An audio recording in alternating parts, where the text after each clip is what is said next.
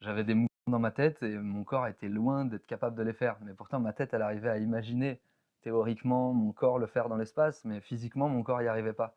Et donc pendant toute cette période où il a fallu que je pousse les compétences de mon corps pour, atteindre l'idéal que je me faisais dans ma tête, ben, pendant cette période-là, je considérais que je m'entraînais énormément. Mais aujourd'hui et donc c'était ça la motivation, c'était atteindre l'idéal, mental, avec mon corps tandis qu'aujourd'hui, j'ai tendance à avoir, tellement acquis de base, dans la discipline, acrobatiquement, en termes de déplacement, que quand je veux, bah, obtenir quelque chose d'autre, le processus est beaucoup plus rapide. Finalement, ce qui était très chouette dans l'entraînement, à l'époque, c'était la difficulté, le fait d'être confronté à: «Punaise, c'est pas aussi facile que ça d'atteindre, le mouvement que je veux obtenir ou la condition physique pour faire telle ou telle chose».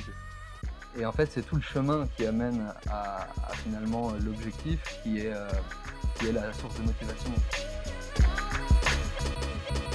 Je m'appelle Simon Noguera, j'ai 27 ans et je suis sportif principalement. Je fais des acrobaties, du freerun, du parcours depuis, pas mal de temps, une bonne quinzaine d'années. Moi, j'ai commencé par, l'escalade. En fait, mon père était, vachement sensible à ça et donc j'étais sans cesse avec lui dès qu'il allait à Fontainebleau grimper sur les blocs ou dès qu'on partait en vacances, on allait dans des endroits où il y avait des falaises et il était vraiment, amoureux de l'escalade. Mon père, il m'a un peu transmis, cette vision, du corps qui peut aussi grimper verticalement, quoi.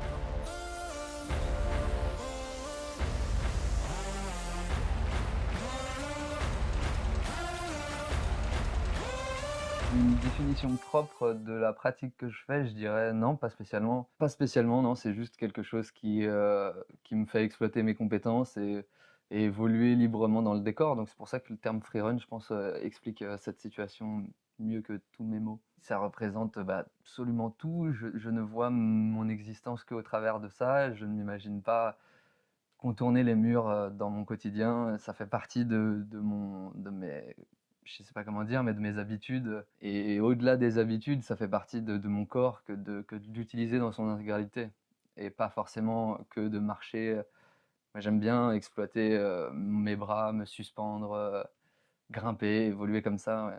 Bon souvenir, ouais, moi je me suis fasciné par les églises, très simplement parce que quand j'ai découvert Paris, j'ai d'abord arpenté Paris au sol.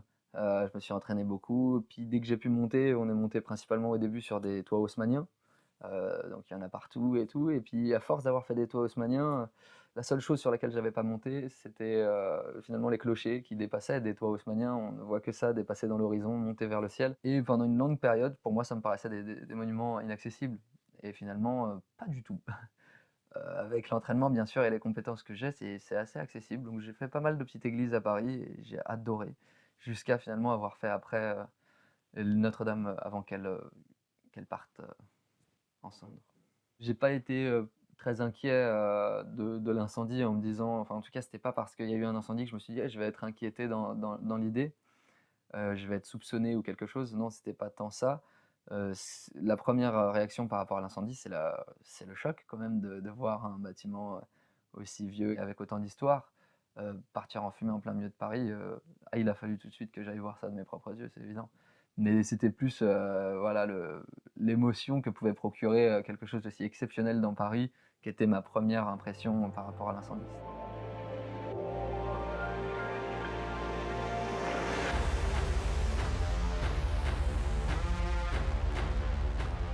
Est-ce que le parcours, c'est un effet de mode?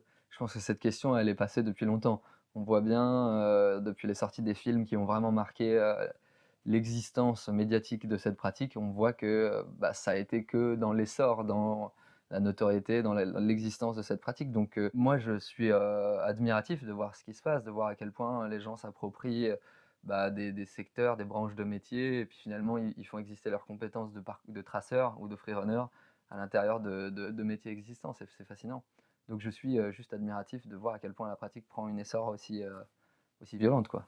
Il y a eu une évolution énorme des réseaux sociaux, il y a eu une évolution aussi, flagrante de la discipline, je veux dire des compétences, des mouvements, avec l'essor justement de YouTube, d'Instagram et tout. Dès que tout le monde dans le monde partageait leurs performances, leurs nouveaux mouvements et tout, bah, les petits jeunes qui avaient accès à ça, ils avaient accès à l'inspiration de quelqu'un qui finalement avait travaillé sa gestuelle, pendant des années ou peaufiné des trucs pour obtenir un nouveau truc. ils partagent ça sur les réseaux et tout le monde en a moi aujourd'hui, pour répondre très clairement à ta question, les jeunes d'aujourd'hui ont un niveau impressionnant par rapport à ceux qui commençaient, qu'ils ont une source d'inspiration aussi grande, majestueuse sur internet. Il y a tellement de gens qui partagent, ce genre de choses. Donc à partir du moment où tu t'intéresses au sport et que tu cherches un peu sur internet, tu peux avoir des sources d'inspiration qui viennent, d'un autre temps, quoi. Moi, je suis pas très, sur les réseaux sociaux. En fait, j'utilise pas le réseau pour aller suivre des gens, je l'utilise pour partager, ce que je vais attraper en hauteur, sur les toits ou, les points de vue, les vidéos ou les photos. Mais j'utilise pas le réseau. Je me perds pas, dans les commentaires à répondre à tout. Je me perds pas non plus dans les posts d'autrui. En fait, je fais pas vraiment trop attention à ça. Donc je vois à quel point, les jeunes sont forts. Quand je vois défiler de temps à autre des vidéos, je vois, des âges, petits quoi, des 14, 13 ans qui ont des acrobaties, que moi j'ai eues, dans ma vingtaine quoi. Donc c'est ça qui est impressionnant. Une limite à la créativité du parcours? Non, je pense pas parce que même aujourd'hui, je suis surpris de ce que peuvent faire, certains pratiquants, ouais. Je suis surpris de voir des images de ou moi-même je me surprends aussi, hein, des choses, des agencements, des mouvements. Tant que le décor aura des formes étonnantes et tant que le corps, a ses compétences, il peut, je pense, nous surprendre pendant un grand bout de temps, à mon avis.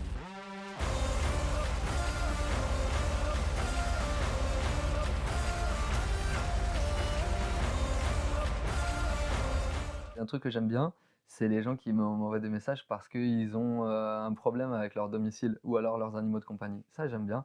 Genre, il y a un chat qui est bloqué sur la corniche et tout, ça j'adore. Je vais chercher des chats. Sinon, le truc le plus loufoque qu'on m'a demandé de faire, il se reconnaîtra, je vais pas lâcher son blaze, mais c'est un mec qui me dit: «J'ai, fait tomber des préservatifs usagés sur le balcon en dessous». C'est le balcon de ma propriétaire et il faut absolument que ça disparaisse avant qu'elle le constate. «Viens, je te paye, on trouve un moyen et tout». Je lui dis: «Je viens, je vais pousser ça du pied sans pression, mais ne me paye pas pour ça». Mais en revanche, le gars, en fait, habitait, tout au dernier étage et la contrepartie finalement que je lui ai dit, c'est: «Bah, écoute, je repasserai pour un tournage à l'occasion en passant par ton accès pour aller sur les toits, quoi».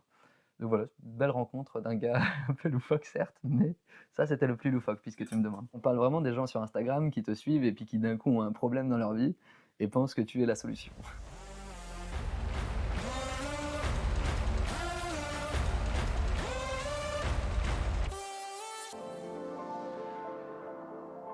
Mais je pense que tout le monde a ça, hein. Tout le monde a une espèce de vision de la vie, de comment il arpente, son existence et c'est vrai que forcément, comme enfin moi et comme tout le monde a une vision de son environnement qui est très imbibée de sa personnalité et de ce qu'il vit au quotidien. Donc il est évident que je pense que ce que je peux voir, ce que je peux contempler quotidiennement dans mes escapades, sur les toits, bah, nourrit évidemment, ma personnalité et les images que je peux y créer. Évidemment, ça crée une image mais maintenant, j'ai rien de plus exceptionnel que quelqu'un d'autre. Quelqu'un d'autre a une autre vision et tout aussi, intéressante, somme toute, quoi. Tout le monde est une source d'inspiration évidente, mais même un livre, même, quoi que ce soit est quelque chose d'inspirant, même pas forcément un truc écrit par l'homme, hein. Je veux dire, tout et n'importe quoi. C'est une question de point de vue et ce qui se passe en voyant le monde, c'est des choses qui se passent à l'intérieur de nous. Le monde, il est le même pour tout le monde. Après, c'est comment tu vois le monde qui t'entoure et est-ce qu'à l'intérieur de toi, tu as envie de le voir comme quelque chose qui t'aide à évoluer dans ta vie ou est-ce que tu as envie de le voir comme quelque chose qui t'empêche d'évoluer et auquel cas tu en veux à tout le monde et tu es néfaste vis-à-vis des autres? Je rêve pas de rencontrer quelqu'un, que je découvre comme ça, sur internet parce que déjà j'essaye de me contenter des rencontres que je fais, au quotidien et de les vivre, suffisamment réellement au lieu d'espérer de rencontrer des personnes dont je n'ai aucune idée, si ce n'est l'image que je me fais d'eux sur ce que je vois. Donc non, quitte à espérer rencontrer des gens, bah, j'espère rencontrer, des gens sur le trajet de retour pour repartir d'ici et cetera, mais pas tant, un idéal, j'ai pas vraiment d'objectif de rencontre comme ça. Toutes les personnes qui ont croisé ma route et qui sont restées suffisamment, à mes côtés pour ne serait-ce que discuter, principalement, je pense que toutes ces personnes sont importantes pour moi et si aujourd'hui je les côtoie encore pour échanger avec eux, c'est que c'est des gens qui sont importants pour, moi, ma construction et ma personne, ouais, je pense. Et toute cet intérêt pour, la source d'inspiration, qu'est-ce qui pourrait me me faire évoluer en tant qu'être, je dirais que ça me vient de ma pratique en grande partie. L'idée même du sport tel que j'ai pu le commencer, c'est l'idée de progresser avec son corps, de tailler son corps vraiment en fonction de ses objectifs et qu'à partir du moment où on utilise un décor qui est censé constituer des obstacles à l'avancée et qu'on utilise les obstacles dans une optique, de les franchir, de s'en nourrir, pour reprendre les termes d'un dénommé David Bell, de se nourrir des obstacles et bah, quelque part, ça crée une espèce de notion philosophique derrière qui te fait à partir du moment où dans la vie, tu prends les obstacles comme quelque chose qui t'aide à évoluer et non pas qui t'empêche d'évoluer, ben, je pense que ça ouvre beaucoup de perspectives sur le reste.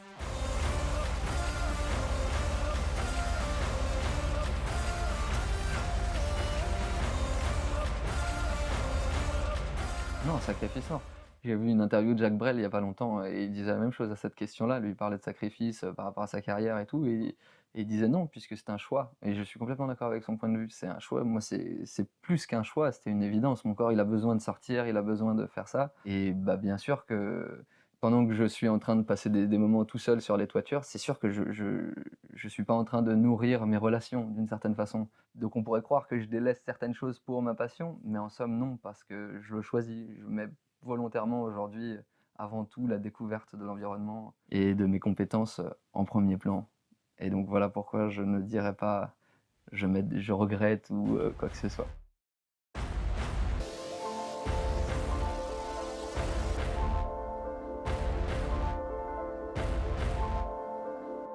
Quoi qu'on fasse, à mon avis, un conseil que je peux donner pour n'importe quel domaine, quelqu'un qui veut faire quelque chose, à partir du moment où il y a une notion de passion, de travers de laquelle quand il exerce quelque chose, il voit pas le temps passer, il est pas en train de se rappeler de sa liste de courses ou de ses problèmes affectifs ou et cetera. C'est la passion et à partir du moment où on fait quelque chose avec passion, je pense que la réussite, elle est pas forcément, gage de bonnes choses, en fait. Enfin, la réussite dans le sens, les gens reconnaissent ton talent. C'est pas vraiment quelque chose que finalement, que je souhaite, hein et je pense pas que tout le monde veuille obtenir la réussite par ce biais-là. Je pense que ce qui est intéressant, c'est réellement de vivre quotidiennement au travers d'une passion, au travers de quelque chose qui fait vivre réellement, c'est un état méditatif, la passion, j'ai l'impression. C'est quelque chose dans lequel, on voit pas le temps passer, quoi. On n'est plus dans l'attente, qu'est-ce qui va se passer? On crée quelque chose et au travers de ce qu'on crée, peu importe ce que c'est, bah, on vit au travers de ça, quoi. Ça, c'est la vie. Pour moi, c'est ça vivre, quoi. Et il y a pas une journée où enfin, quand je reste chez moi trop longtemps, je câble, je peux pas rester chez moi. J'ai le besoin de sortir et l'habitude que j'ai, c'est de sortir, mais sans savoir où je vais. Et ça fait une bonne, 5-6, peut-être un peu plus de 5-6-7 ans que j'exploite un peu tout Paris, et que j'ai connu pas mal d'immeubles, de toits d'immeubles, tout ça. Donc aujourd'hui, je sors de chez moi en allant chercher des toits que je connais pas. Donc j'ai l'impression de voyager alors que je reste dans ma ville, mais je vais, dans des quartiers que j'ai pas trop fréquentés. J'essaye de rentrer dans X ou Y bâtiments et je voyage simplement sans trop, quitter Paris, mais ça quotidiennement, quoi. Citation, mantra, non, j'écris quelques petites phases, de temps à autre, mais je dirais, il y en a une qui me parle pas mal, je trouve qu'il y a un petit sens. C'est soit, tu t'enlises dans l'écume de ta vase, soit tu utilises tes plumes pour sortir de ta cage. Voilà, vous en faites ce que vous voulez après.